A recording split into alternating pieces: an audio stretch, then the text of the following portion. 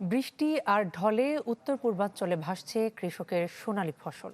নষ্ট হয়েছে কয়েক হাজার হেক্টর জমির আধা পাকা ধান। এতে একেবারে দিশেহারা হয়ে পড়েছেন কৃষক, যদিও পরিস্থিতি মোকাবিলায় সহায়তার আশ্বাস দিয়েছে প্রশাসন।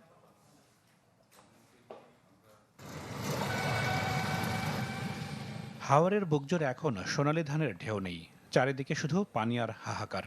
টানা বৃষ্টি আর উজানের ঢলে ভেসে গেছে কৃষকের স্বপ্ন। কিশোরগঞ্জে তলিয়েছে প্রায় 5,000 হেক্টর বোরো ধান। সবচেয়ে বেশি ক্ষতিগ্রস্ত অষ্টগ্রাম, ইটনা, মিঠামইন ও নিকলি উপজেলার হাওর অঞ্চল। কোমর পানি থেকেই ফসল ঘরে তোলার চেষ্টা করছেন কেউ কেউ, তবে শুকাতে না পেরে অনেক ধানই গজাচ্ছে চারা, বাড়ছে নষ্ট হওয়ার শঙ্কা। কৃষি বিভাগের কোনো লোকের সাথে দেখাই হয় নাই, কোনো সহযোগিতা আমরা পাইছি না এই পর্যন্তই। না, ক্ষেত ঠিক মতো কাটতে পারতেছে না, কামলার দাম অনেক বেশি। মৌলভীবাজারের মনু, ধলাই ও কুশেরার পানি কমতে শুরু করলেও জুরি নদী বিপদসীমার উপর দিয়ে বইছে। কাওয়াদিঘি, হাকালুকি ও হাইল হাওরে ডুবেছে প্রায় 1,150 হেক্টর ধান। বন্যা প্লাবিত হওয়ার কারণে আমরা কৃষকরা বড় দুর্যোগের সাথে আমরা লড়তাছি। দোষানা ফানির তোলে আর সাইরানা বাঘ সামান্য বাবরা আছে।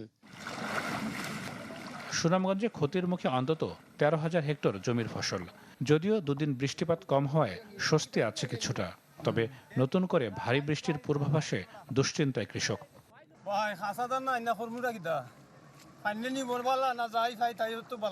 আমাদের এই ধান ফলাতে আসার পরে অনেক ধান গেরাইয়া খুবই নষ্ট হয়ে গেছে।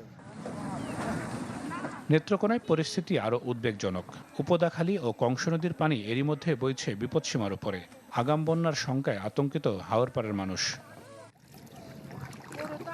চলমান পরিস্থিতির সাথে লড়াই করে কতটা ফসল ঘরে তুলতে পারবেন কৃষক, সেটাই এখন বড় প্রশ্ন।